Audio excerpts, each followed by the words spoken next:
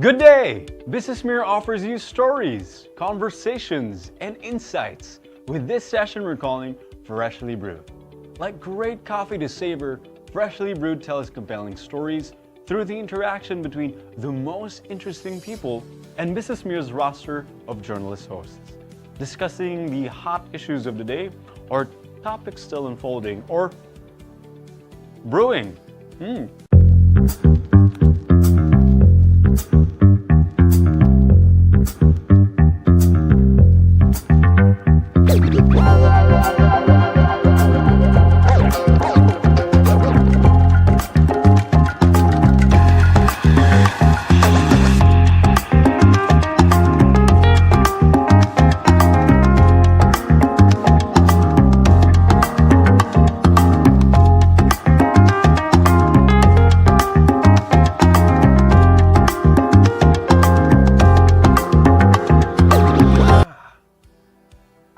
And these compelling stories are shared with you by BusinessMirror's multimedia platform. Asian Hospital and Medical Center is among the biggest hospitals in the Philippines. It is a world-class healthcare institution equipped with cutting-edge technology to provide compassionate care tailored to each patient's needs. At the start of every year, the hospital has a kickoff event where hospital executives announce their plans for the year. Our host for today is BusinessMirror's health and fitness editor, Ruth Dela Cruz. And let's listen to her conversation with Asian Hospital and Medical Center's president and CEO, Dr. Beaver Tamesis, about the hospital's High Five para sa 2025.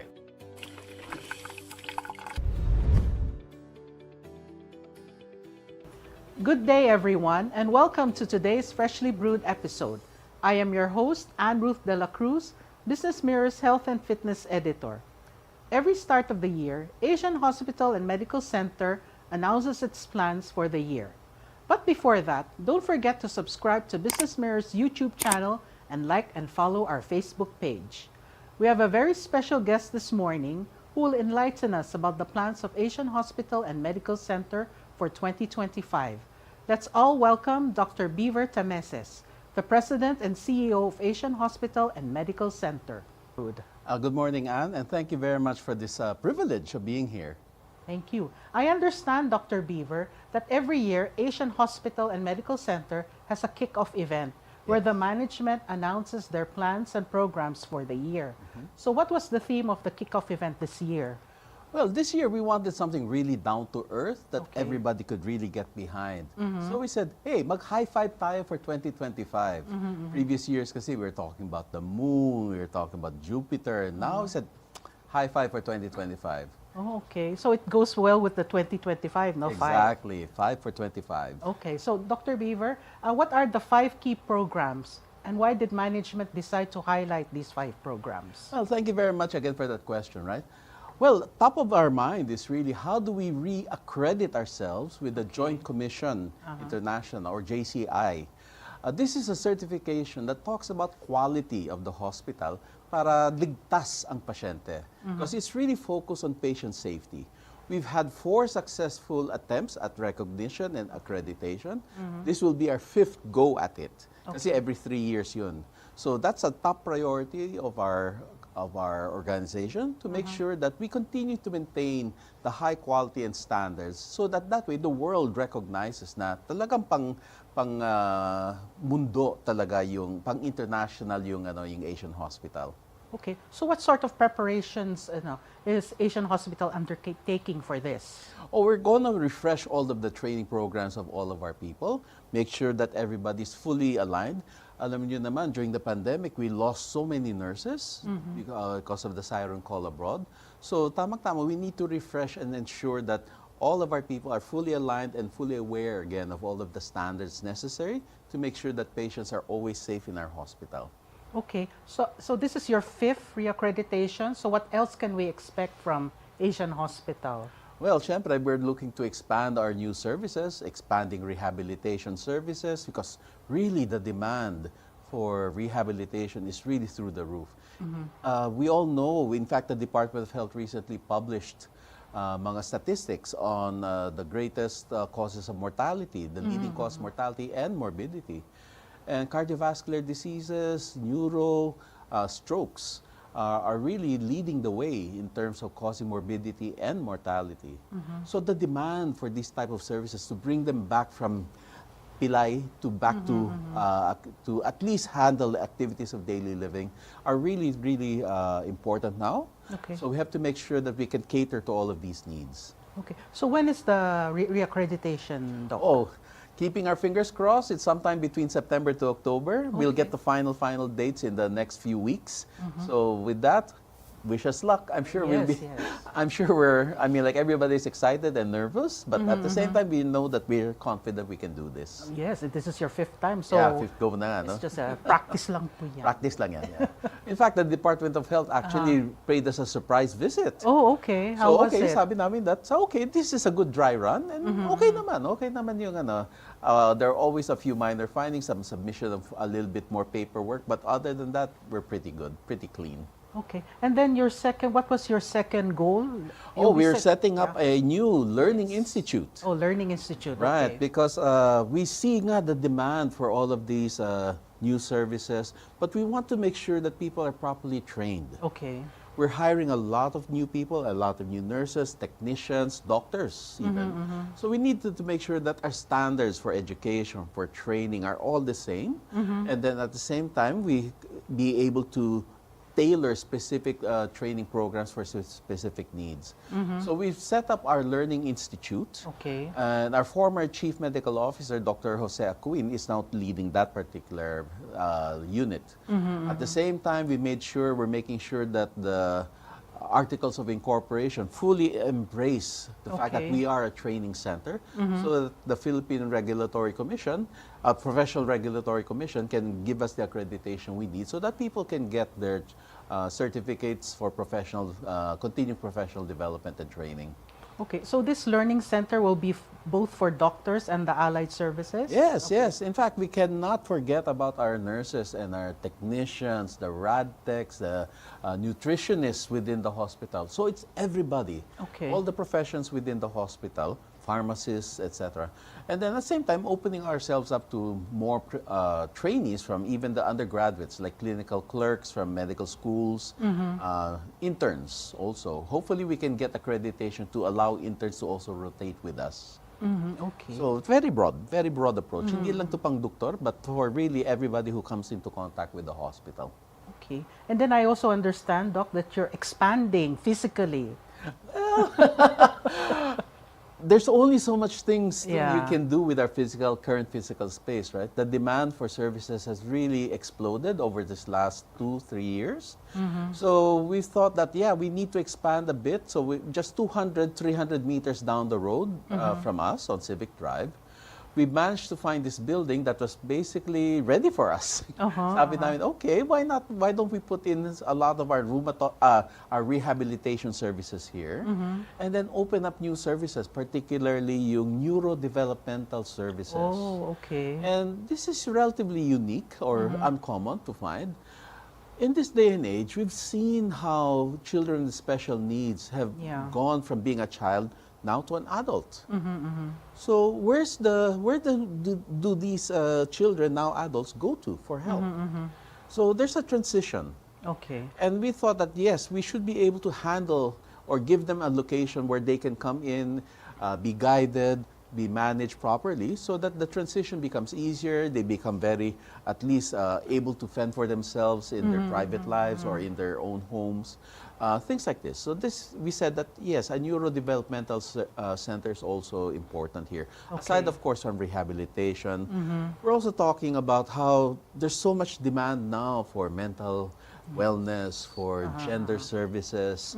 So we're toying with these ideas on how we can better enhance the services we can offer in this space. Okay. And with this new facility that we managed to lock down for the next 5 years or so, hopefully we can mature these types of services that are in demand now. Okay. And I understand even some of the administrative offices will be transferring there as well? Yeah, because syempre, every piece of territory or square meter in the office, in the hospital, is extremely valuable now. I mean, like the demand is through the roof for space, So the back offices, my office, marketing, Okay. nursing, all of us will be moving, at least in back offices. Yung back offices. And then we'll try to put together a central training center so that the spaces for training can now be dedicated fully for these particular groups that may require special training. Okay. Okay. And that would free up the current space that we're currently occupying. That would free those up to be converted back to patient rooms because they were built in the first place to be patient rooms eventually.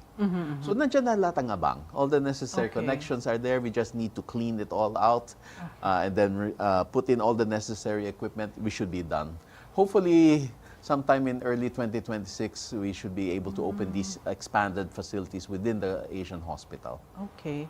And then later this year, I understand you'll be launching a new equipment. Yeah, we're And, very, very yeah. excited about And you'll be this. the only one who will have this. Can you tell us more about this? Thank you again. I mean, like it's basically what we're talking about is robotics-enabled radiotherapy. Okay. Using robotics guarded by artificial intelligence, this is what we're calling the cyber knife. The cyber knife will now be able to deliver radiotherapy, intense radiotherapy, for patients who need it now, to handle their tumors, even the metastatic lesions, yung kumalat na, Yes. nakahabol ng makina na to, to be able to do the kind of radiostereotactic surgery, Okay. to be able to get rid of those tumors, and hopefully make our patients' lives better. It'll be very, very precise. You don't need a large margin of safety, so very tiny space lang ang madadamage in terms of the normal tissue. It'll be very, very focused on the tumor or the Okay. malignancy. It'll be painless, so no cutting involved.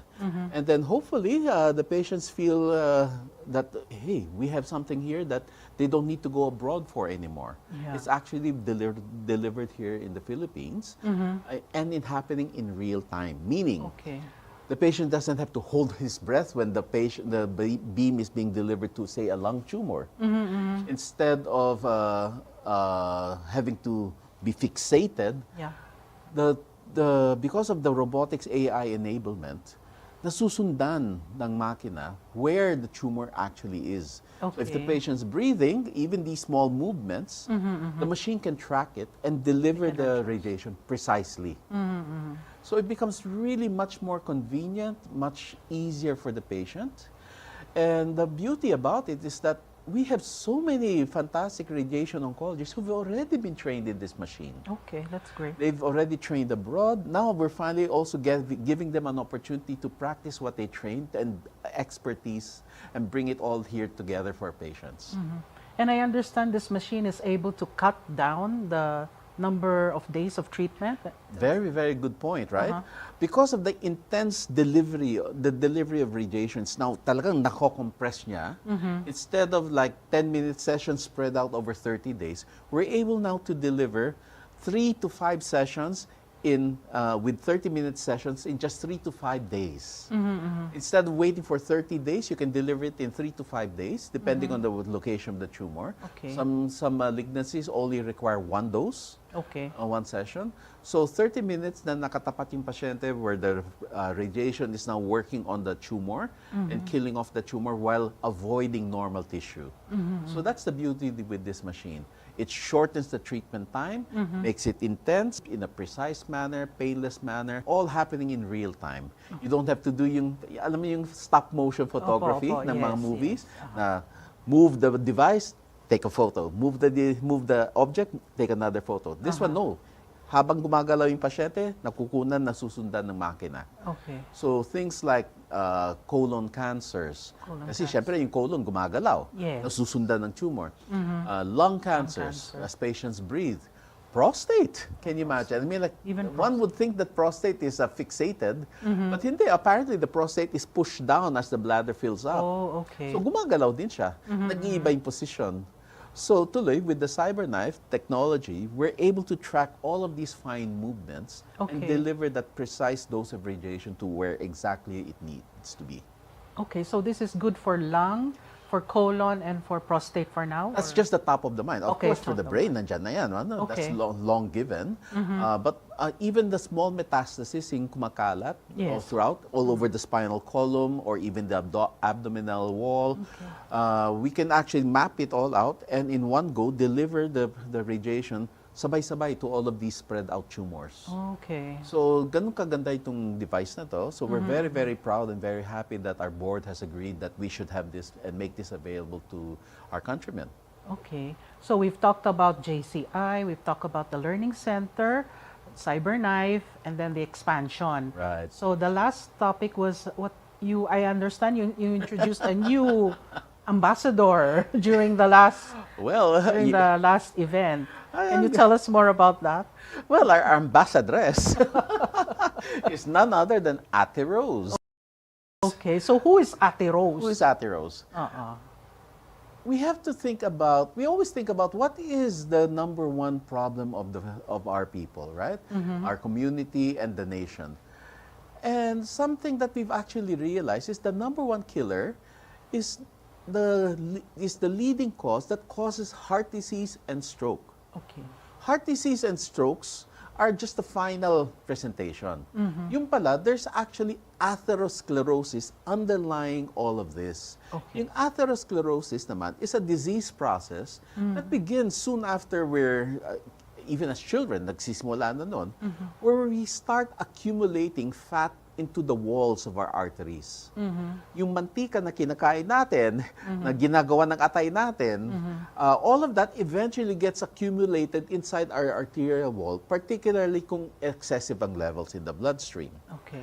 You can have familial or congenitally or inherited forms of that. But the vast majority is really in lifestyle changes, diet, lack of exercise, smoking. These are the main drivers of atherosclerosis.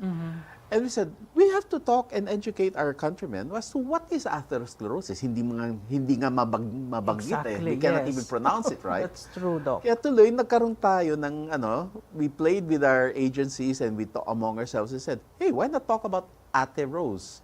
It's pretty close to atherosclerosis and gets the point across. Yes. And tuloy, we have a new ambassadress.